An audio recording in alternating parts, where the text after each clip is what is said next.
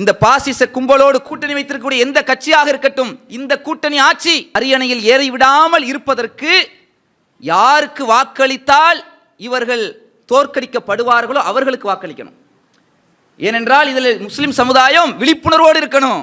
நம்ம நினைக்கலாம், பாஜகவுக்கு நம்ம ஒருபோதும் ஓட்டு போட மாட்டேன், ஆனால் எனக்கு சில பேரை பிடிக்கும், அதில் இவர் சில பேர் முஸ்லீம் பேர்லேயே சில பேர் நிற்கிறாங்க, அப்போ எனக்கு அவரை பிடிக்கும், நான் பாஜக ஓட்டு போடல, நான் மோடியை வரணும்னு ஆசைப்படல, நான் தான் அதிமுக ஆட்சி வரணும்னு ஆசைப்படல, அவர் வரக்கூடாது தான், ஆனால் இவர் வரணும், இல்லை இவர் வரணும், இல்லை அவர் வரணும், இப்படி விரும்பி நமது ஓட்டுகளை எல்லாம் ஒவ்வொருத்தவங்களுக்கு இப்படி சிதறடித்தோம் சொன்னா, யார் வரக்கூடாது என்று நாம் நினைச்சோமோ அவர்களே மீண்டும் அரியணையில் ஏறிவிடுவார்கள்.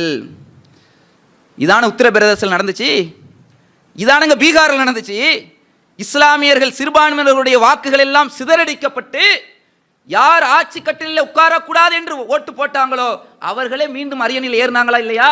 ஆக அன்பிற்குரியவர்களே, இவர்களை வரவிடாமல் தடுக்க வேண்டும் என்றால் இவர்களுக்கு நிகராக வலுவாக எந்த கட்சி இருக்கிறார்களோ அவர்களுக்கு ஒட்டுமொத்தமாக நம் சமுதாயம் வாக்களித்தால் தான் இவர்களை தோற்கடிக்க முடியும். இல்லை சிதறடிச்சோம், அவ்வளவுதான், முடிஞ்சிச்சு. பாசிசமா மதசார்பற்ற ஒரு நிலையில உள்ள ஆட்சியை விரும்புகிறோமா என்பதற்கான ஒரு மிகப்பெரிய ஒரு போட்டிக்களமாக இருக்கிற நேரத்தில் வாக்குகளை சரியான முறையில் பாசிச கும்பலை வீழ்த்தக்கூடிய ஒரு ஆயுதமாக மாற்ற வேண்டும் என்று சொல்லி எனது உரை நிறைவு செய்கிறேன். வாஹிர் தவான் அல்ஹம்துலில்லாஹி ரப்பில் ஆலமீன்.